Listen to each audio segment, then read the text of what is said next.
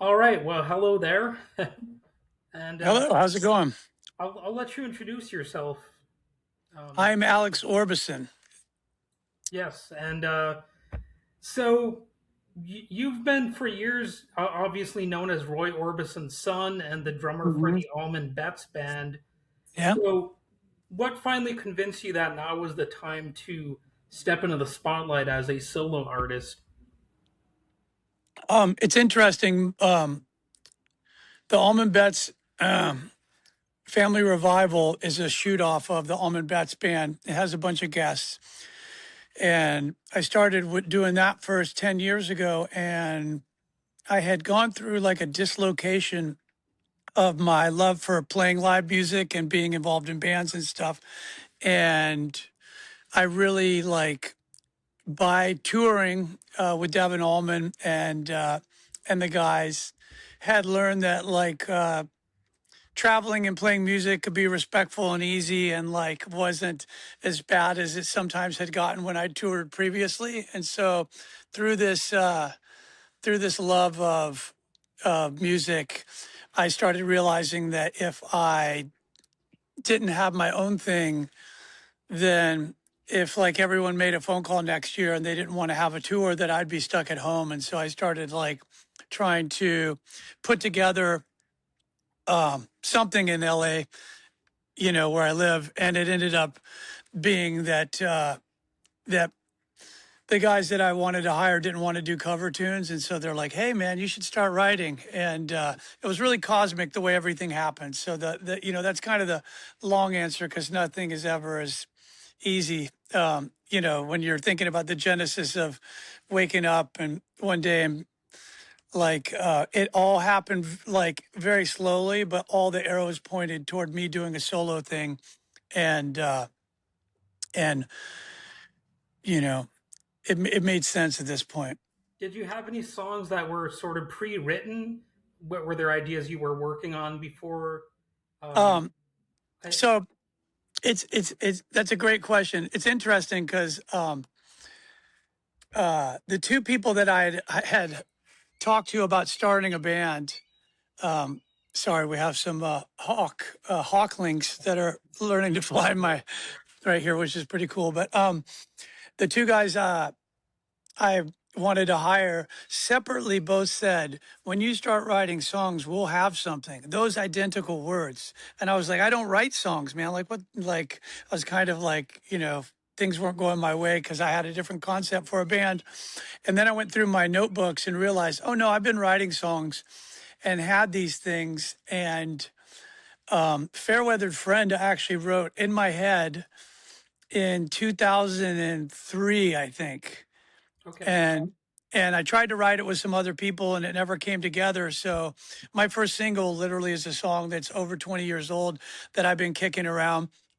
And when I looked in the when I looked in my notebook, so much of the writing was terrible that I just threw it away. I threw the whole thing. I just like I don't know how many ideas were in there, but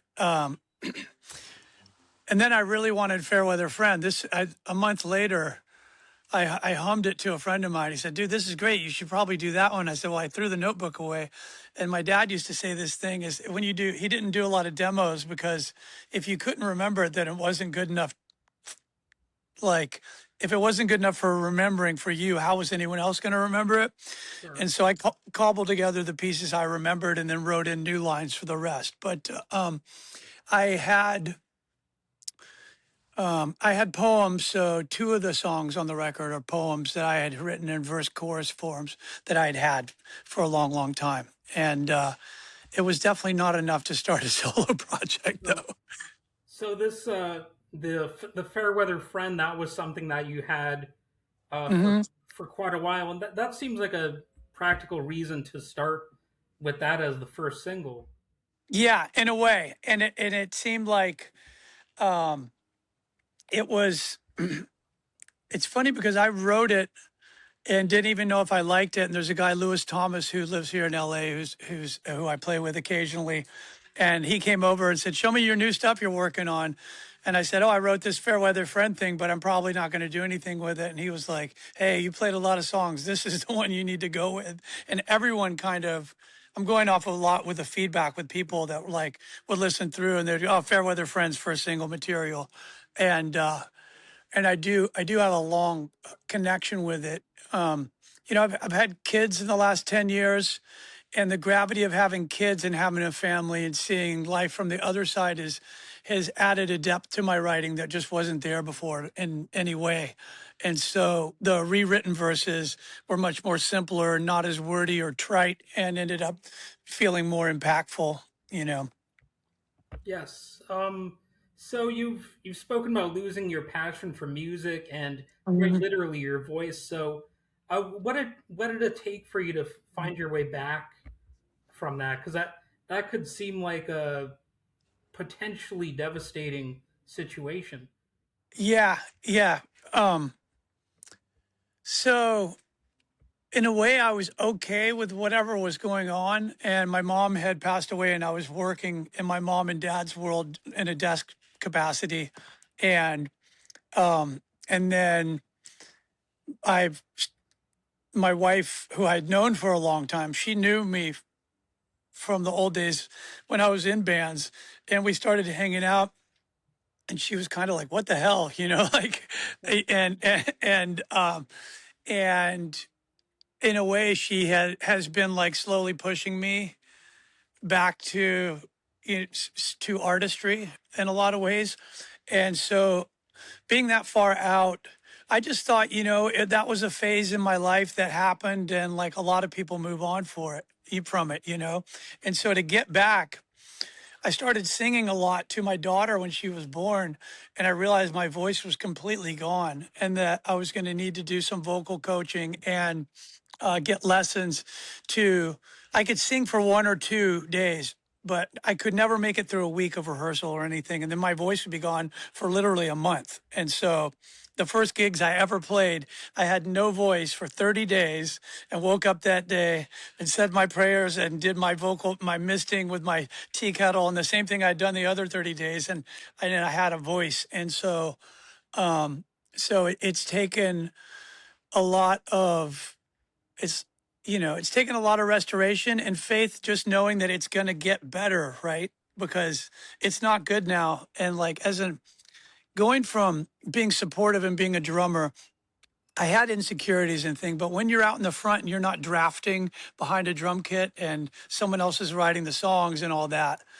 I had this thing I call the fraud voice, where I would just wake up in the morning and I would be like, "You're not the real thing. Like, what are you even trying to do this for?" And then I would record, and I would literally think it was so terrible when I went to sleep, because my studio is at my house. And I'm like, "Man, I should just delete this hard drive and go back to whatever I was doing before." And then I would wake up and push playback, and I'm like, "Oh, actually, this sounds great." Like, Yeah, I'm like my worst critic.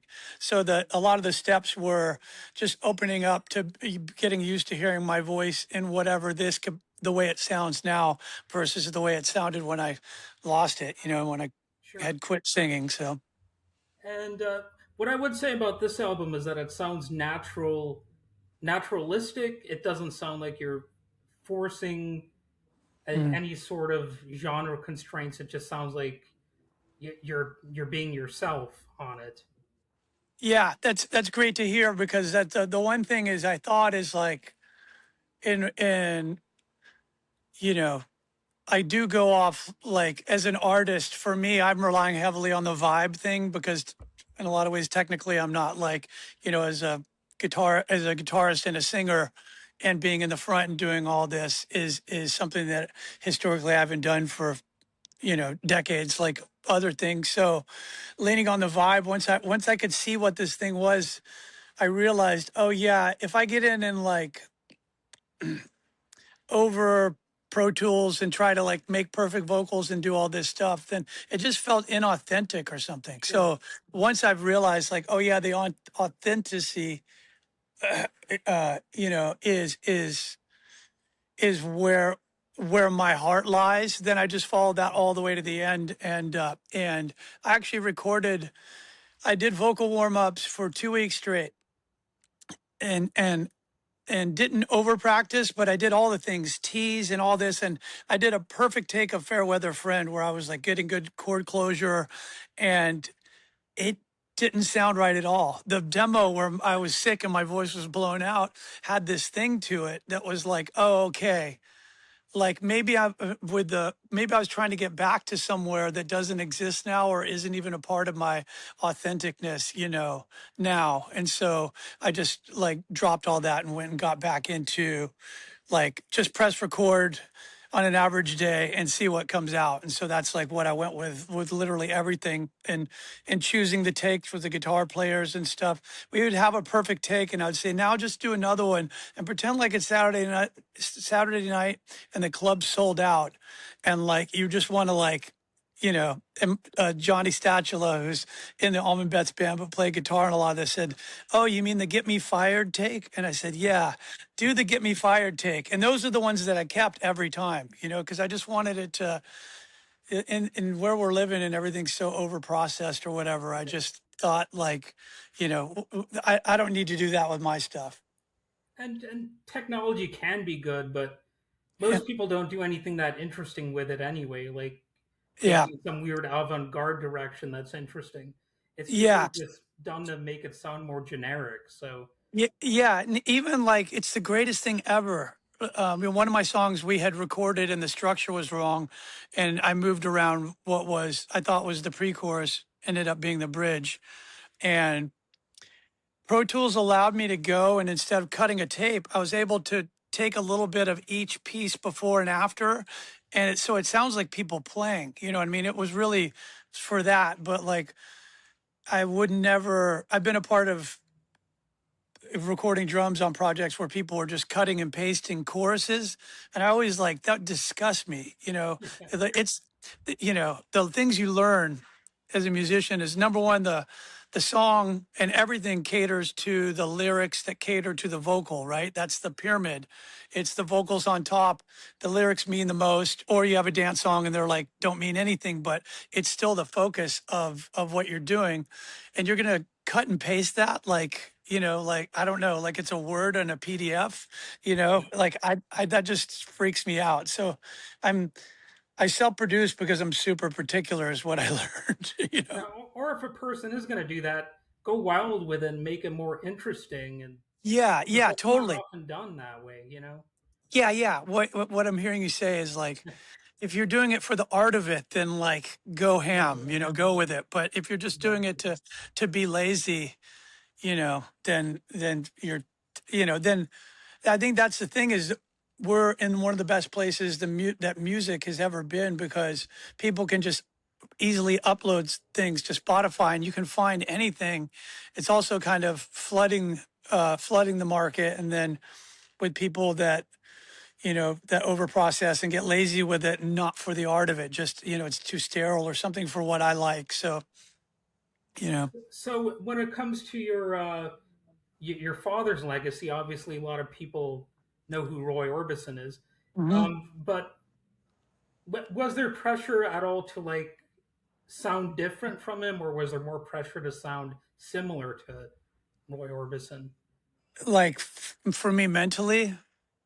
or from other people externally? It could be Oh yeah, so for like yourself or somebody else. growing up, people like drunken bars were like, "Oh my God, your dad's Roy. Can you hit the high notes?" I'm like, "No, bro, I play the drums." But but the honest to God truth is like, if I could sound like him, then you would have known my name a long time ago, probably. And I don't know. I'm so individualistic. Like I would want to sing like that if I could, just to prove a point to myself, because it's so good, Yeah. and I've spent a lot of hours like in the studio with his stuff, with just that vocal pulled up, and it's like, it's distractingly good. And so, since I can't do that, my only option was to just be myself. Can you do that one vocal sound that he does in Pretty Woman? Yeah, There we go. yeah. And you really have to nurture that one. it's tonsils. So if you don't have tonsils, you can't do it. But my dad had he had slowed it down, and he used like a baritone thing in his chest to really like and then and do that. But yeah, I learned to do that early, so I got one thing going for me. I had to ask about that one. I had No, to. it's great. The way he would do it would get the hairs on your neck to stand up. When he did it live, it was really something else, you know. So your wife Erica also contributes vocals on the album. So what was Yeah, it like collaborating with your wife? it was amazing, and it was a little hard because like I was recording at home and I didn't have little things like a talkback mic, and we were like yelling to each other with the headphones on and me at the desk, and and once we got over the little small things, it ended up being really really good because I wrote all of these songs in our house. And so she could hear them progressing, you know, almost to the point of annoyance. You know, when you're writing something, it could be weeks of doing one little thing over and over and trying to figure out where it's going to lead. And I would, you know, the songs are just as much hers in a way from hearing the inception of them. So, and she's so good that when I'd pull her into the studio and say, hey, I want you to sing on this, and I would say, "How about?" And she goes, "No, no, I know what this is. Just pull up, just hit record." And she would do like one pass or two passes, and then it would be perfect, you know. So, so I do feature her in a duet, which will be in the next single, and you know, it was the challenge for me is I had like when you're in the studio, I put her vocal right with mine, and it was one thing, and it changes drastically when you go through mastering. It gets much more focused, and so I wasn't able to leave it. And since I mixed everything myself too, the challenge was making us sound as one, but having that separation and not letting it get muddy. So, so yeah, it is the dream to be married and have someone you can do this with and work in this capacity. And I think that we're both so particular that like, you know, when we're actually doing it, it's much more involved. And then we turn around and go, wow, that was incredible. Yeah, yeah. It's it's a different dynamic, I'm sure. And Yeah. so you spent a lot of time behind a drum kit, and has becoming sort of the front man changed the way you think about performing and connecting with an audience? Yeah. You know, being in front is a totally different thing. And, and, you know, you're the lightning rod for whatever it is. And honestly, I did the same thing with drums. It's like I really just want to freak out and be all over the place, you know? And then you realize like the energy has to match the vibe as well. You don't want to just be like running around and doing stuff that doesn't match up. And so being in front, I've noticed that I like I reel myself in and I reel myself too far, and then I realize, oh no, I need to loosen up and do what was working before, but not go so crazy. And so, not being tied down to my seat is very interesting, and honestly, I probably would not have gone out front in the way that I did, except Cody Dickinson from the band North Mississippi All Stars, a dear friend of mine. I had my own feature in a festival with another band, and I was going to do it from the drums.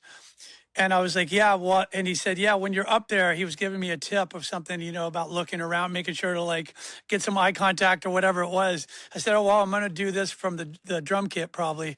And he said, oh, no, man, I highly recommend you get out front. And I didn't have my guitar then. I was just, because there was like 5 guitar players. So I was just wandering around with a microphone, and everything clicked that day. It really was like, okay, you know, this is what it needs to be. Sure, sure. And so the title "Love and Loss" suggests an emotional journey. So, looking back at the record, what do you think you learned about yourself through the process of writing it? Like I'd mentioned earlier, I realized how much of that I judge myself, and then I need to let that go. And there's a book called The Artist Way that I've read, I've read the first couple chapters of that deals with that, and I've talked as far as like judging yourself as an artist, I've talked with literally everyone under the sun about this. With my wife, who's also doing her own solo record, and we've actually talked to Joe Walsh about this and feeling like that you're just not enough or something. And I realized that that's just in a way is my own human ego, like my brain telling my body and the rest of me that that it's not good enough, and pushing through that has made me realize that if you use that energy to make things better and just acknowledge it and move on and not dive in as deep as I did, that it can be can it be helpful for like self-editing, but it's mostly not helpful to judge yourself like that. And I really learned that just by starting things on the piano or with a guitar and having songs come out of the ether is such a magical process. Is that I never thought I would consider myself a songwriter, but I'm definitely because I love performing so much. But the process of songwriting is the greatest thing ever, and I'll do that as long as the songs keep coming to me. It really is like it really is interesting, and so I learned a ton through this process of being so self-reliant, and the love and loss thing in the title is really a friend of mine had called, and I lost several friends through in the year that I recorded this record, and a dog at this, and I had told someone on the phone, I said, well, life is love and loss. That's what it is. And that's when I just thought, oh yeah, that would be the title of the record. When you look at the songs, they're either love songs or some of them are grieving, but they're all either love songs or songs of yearning and loss and stuff. All right. Well, I think that's enough questions. I don't know if Thanks, we're going man. to top that one. It It's was great. it was great talking to you. Yeah. Thank you so much for doing this. All right. And All right. you have a great day. Yeah. Have a great day. We'll talk soon. Bye bye. Bye.